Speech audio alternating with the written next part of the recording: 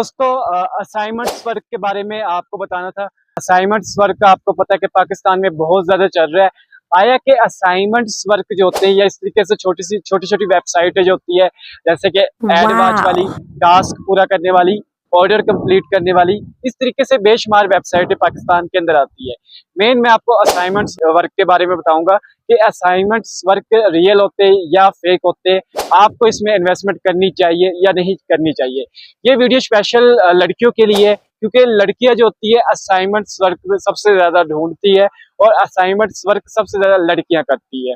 अच्छा, इस assignments work की हकीकत क्या है? पिछले 2 साल पहले हैदराबाद के अंदर बहुत ज्यादा लड़कियां असाइनमेंट्स वर्क कर रही थी और बहुत ज्यादा असाइनमेंट्स वर्क के नाम पर लड़कियों को चुनना लग चुका है। ये टोटल का टोटल असाइनमेंट्स वर्क जो होता है ये फ्रॉड होता है। बहुत ज्यादा पढ़े लिखे भी लोग, अफसोस के साथ कहना पड़ रहा है, इस असाइनमेंट्स